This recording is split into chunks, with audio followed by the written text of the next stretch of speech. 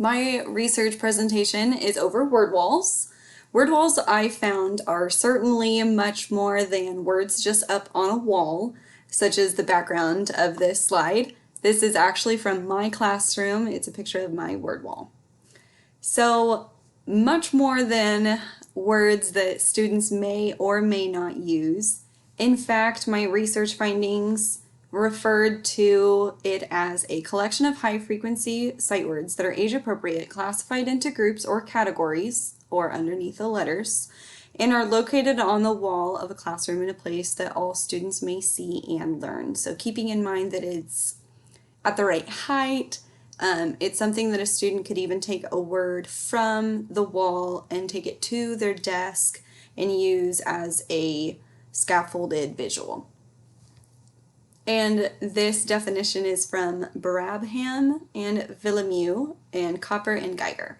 So before beginning my research, probably many of you guys have heard of word walls from either our textbooks, throughout the coursework, as well as the expectation of my elementary building school, and maybe even yours also.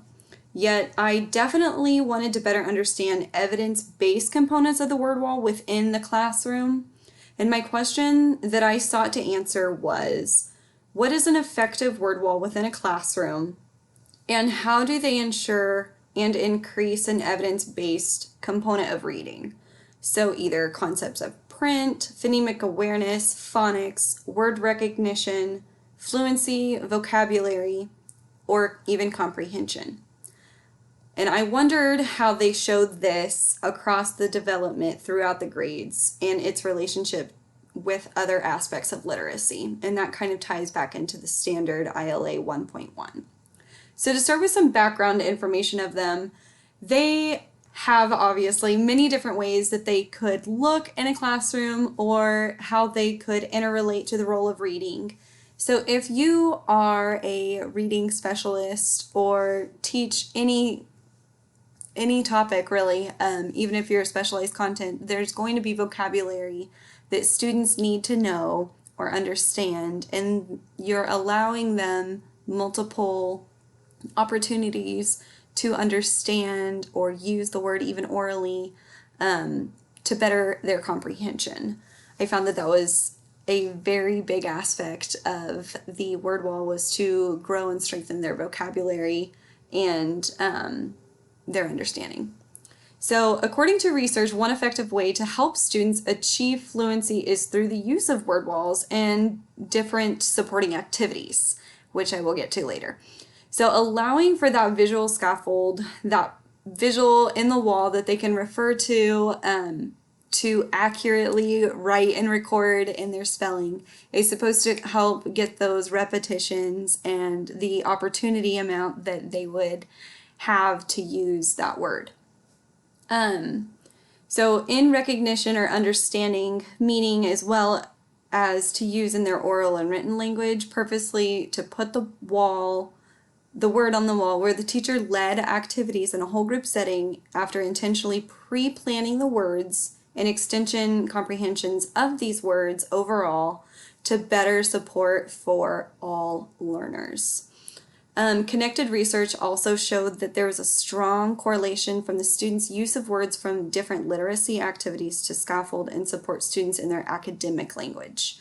All classroom teachers intend for our students to learn regardless of what grade you teach, what subject matter you teach. All of us are here to help the students learn and grow. To be engaged in and eventually master that content, tests, conversation, writing simultaneously is happening in the classroom, and then to have supportive evidence of their growth. This is a strategy to do with your class and to help them. So I also found that many schools' key ingredients to success actually deals with the interest and high rate of language and literacy. So in their vocabulary and in their vocabulary understanding, even if that means analyzing data on how students do on reading tests or whether it's diagnostics, etc. So that kind of brings us to the understanding that all learners, whether they are English language learners, gifted, below grade level students, students identified with a disability, all can benefit from this type of strategy. So a wall that is intentionally planned, that is also important, would increase the student's ability to learn and effectively use the language or focus subject or high frequency words or even content words used within the classroom or school setting, allowing even pictures or visual representations along with the spelling of the words, with definitions being optional. I did like that part. That last sentence that I read was from Jackson and Narvaez, and that is listed. So I'm actually going to explain how my word wall supports the effective conclusions of what I learned about. So on my word wall, you'll see those neon colors of the alphabet letters. I have it A all the way through Z, and the big black letters trimmed in white are words that we used at the very beginning of the year that we certainly needed, even with some COVID adaptations too. Some of them are definitely very easy, but absolutely. So they have those on there that are sight words. The white, more index-looking cards are classroom based. So second grade, SMART, teacher, Sunset Elementary School. Under M is Mrs. Feisner, L is learn. Introduced those types of words, friends, family, Halloween. In a different type of category, I had where you will see the words with pictures and black text. Those co-align with our ELA unit, our biography unit actually. So under B, you will see biography. We had a biography unit that focused on 3 people, Amelia Earhart, George Washington Carver, and Jane Goodall, who was still up at the front of the classroom because I had not added it to the word wall at that point yet, as we were still going through the activities, which I will also get to later. And then over on the word wall also is another category that I have added and often add as we go through the units are yellow chevron trimmed boxes. Those actually align with our math unit. So this was unit 6. We were developing I think the unit is titled Foundations of Multiplication and Division. Remember that I'm doing second grade. So not only am I saying these words, and it might be kind of hard to remember, and they're asked to identify it. Either on a test or even on their worksheets or different things. And I found that a lot of research said, if you're asking them to write a repeated addition sentence that represents the model, but a student who might even be an ELL learner doesn't understand what repeated addition is, for those ample opportunities and activities to deepen their comprehension is important, and then they could use this visual reference independently after being taught, and would refer to that is showing the effectiveness of the word wall. There are many different activities that I learned about. In one research study that I found that focused on first graders with their teacher, to provide more of the reading fluency, they tested different games, which I found really insightful, because sometimes it's like, yes, I know that word walls are effective, but please tell me which activities are. So Be the Teacher is actually a game that I play in my classroom, and it was also a game that is proven to be effective. So how we play is a student will pick a word on the word wall, such as it's a holiday that we celebrate. And so hopefully after maybe a few clues, the correct answer would be Halloween. So that collection of data was really helpful.